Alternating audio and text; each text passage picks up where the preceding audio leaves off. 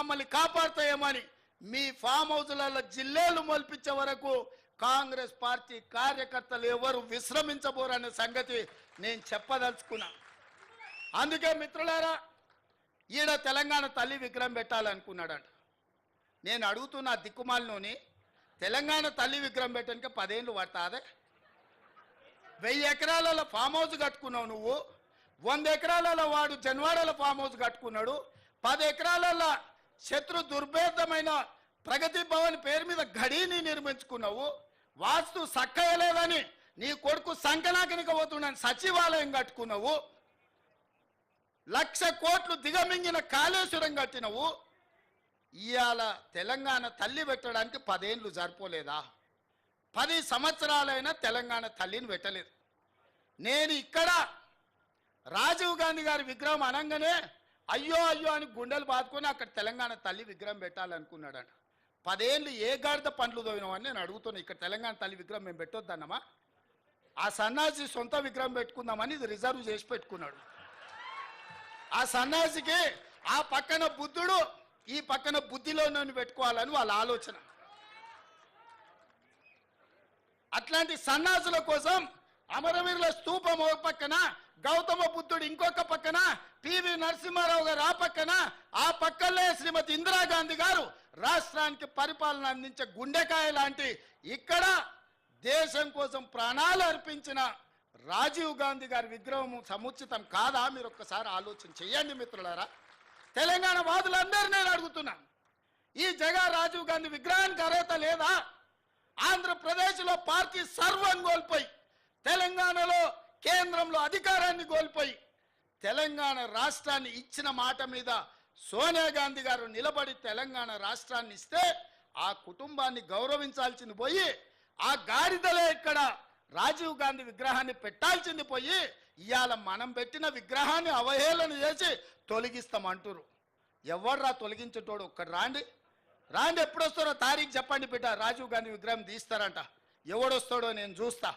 అందుకే 10 ఏళ్ళు సన్నాసి నువ్వు తెలంగాణ విగ్రహం పెట్టలేదు, సోయిలేను నువ్వు. కాబట్టే తెలంగాణ విగ్రహం సచివాలయం వెలుపల కాదు, రాష్ట్రానికి పరిపాలన అందించే గుండెకాయే, ఆ గుండెకాయ గుండెల్లో ఉండాలని అక్కడ తెలంగాణ తల్లి విగ్రహం డిసెంబర్ 9 నాడు సచివాలయం లోపల పెట్టే బాధ్యత జిమ్మెదారి నాది.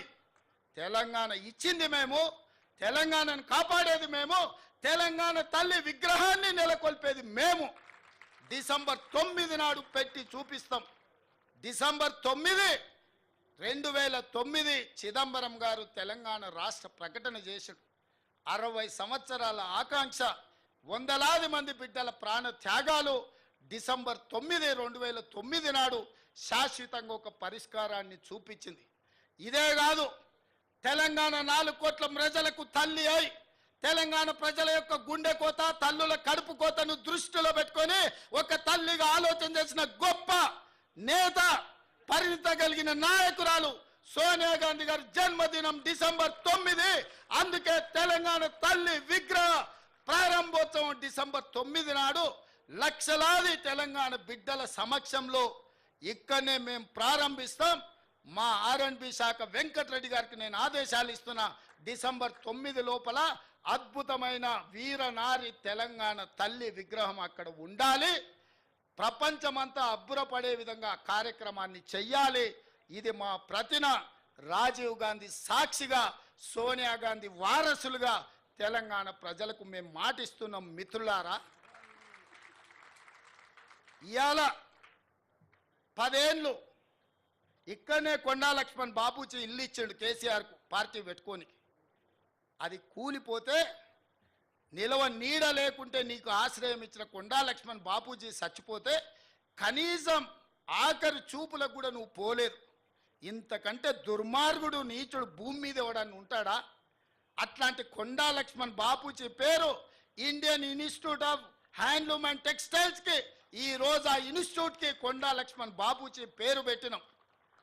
కింగ్ కోటిలో మహిళా యూనివర్సిటీ వీరనారి చాకలి ఐలమ్మ ఏ తల్లి అయితే గడిలలో గడ్డి మొలవాలని మాకు స్ఫూర్తినిచ్చిందో వీరనారి చాకలి ఐలమ్మ పేరు ఆ మహిళా యూనివర్సిటీకి ఇవాళ పేరు పెట్టుకున్నాం.